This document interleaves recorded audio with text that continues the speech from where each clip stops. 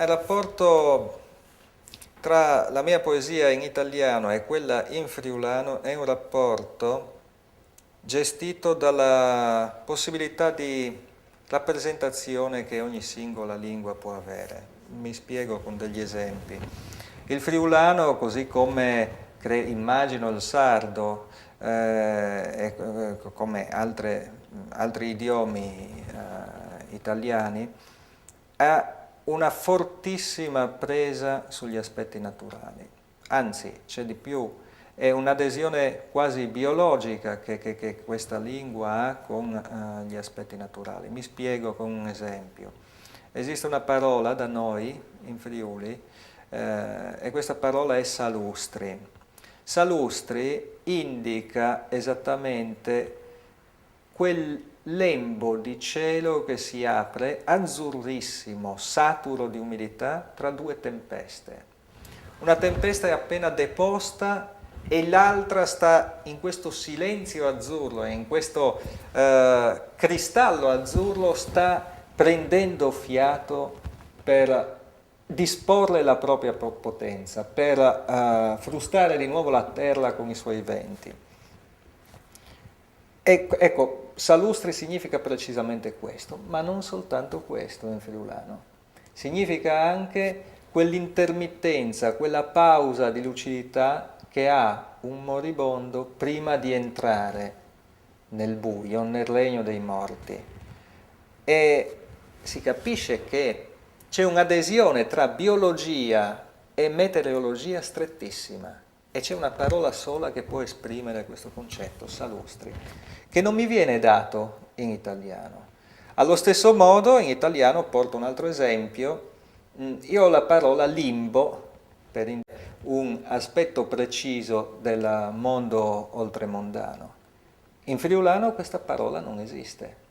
Per cui diteggiare due lingue non è altro che avere la possibilità di pronunciare con una compiutezza maggiore il proprio io. Qui siamo nella camera di Pasolini, non si può essere non toccati da una certa emozione nello stare qua dentro. Una camera è il luogo dei pensieri più riposti, è il luogo del futuro, è il luogo del passato.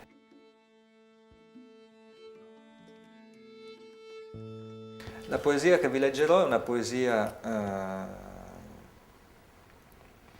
che descrive dall'interno il luogo dal quale provengo, che è Chiusaforte, e si intitola Parole povere.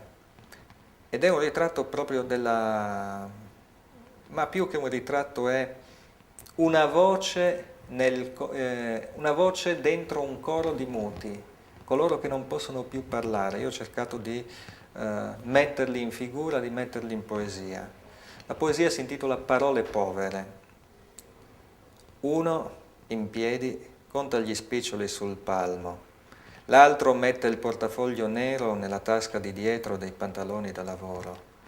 Una sarchia la terra magra di un orto in salita, la vestaglia a fiori tenui, la sottoveste che si vede quando si piega. Uno impugna la motosega e sa di segatura e stelle. Uno rompe l'aria con il suo grido perché un tronco gli ha schiacciato il braccio. Ha fatto crack come un grosso ramo quando si è spezzato e io c'ero, ero piccolino. Uno cade dalla bicicletta legata e quando si alza ha la manica della giacca strappata e prova a rincorrerci. Uno manda via i bambini e le cornacchie con un fucile caricato a sale. Uno, pieno di muscoli e macchie sulla canottiera, Isolina, portami un caffè, dice. Uno bussa la mattina di Natale con una scatola di scarpe sotto braccio. Aprite, aprite, è arrivato lo zio, è arrivato zitto zitto dalla Francia, dice, schiamazzando. Una esce di casa coprendosi un occhio con il palmo, mentre con l'occhio scoperto piange.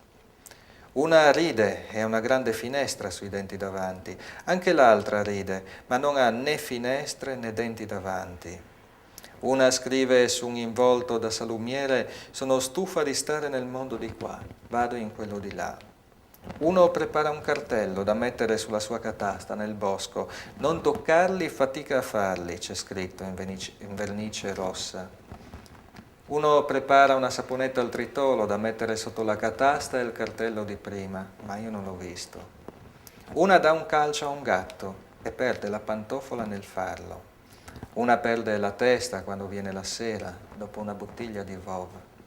Una ha la gobba grande e trova sempre le monete per strada. Uno è stato trovato una notte freddissima d'inverno, le scarpe nella neve, i disegni della neve sul suo petto. Uno dice, qui la notte viene con le montagne all'improvviso, ma d'inverno è bello quando si confondono l'alto con il basso, il bianco con il blu. Uno con parole proprie mette su lì per lì uno sciopero destinato alla disfatta. Voi dicete sempre da lavorare, ma non dicete mai venite a tirar paga, ingegnere, ha detto. Ed è già il ricordo di un ricordare. Uno legge Topolino, gli piacciono i film di Tarzan e Stanlio e Ollio e si è fatto in casa una canoa troppo grande che non passa per la porta. Uno l'ho ricordato adesso, in questo fioco di luce premuta dal buio, ma non ricordo che faccia abbia. Uno mi dice, a questo punto bisogna mettere la parola Amen, perché questa sarebbe una preghiera, come l'hai fatta tu. E io dico che mi piace la parola Amen, perché sa di preghiera e di pioggia dentro la terra e di pietà dentro il silenzio. Ma io non la metterei la parola Amen, perché non ho nessuna pietà di voi, perché ho soltanto i miei occhi nei vostri e l'allegria dei vinti. È una tristezza grande.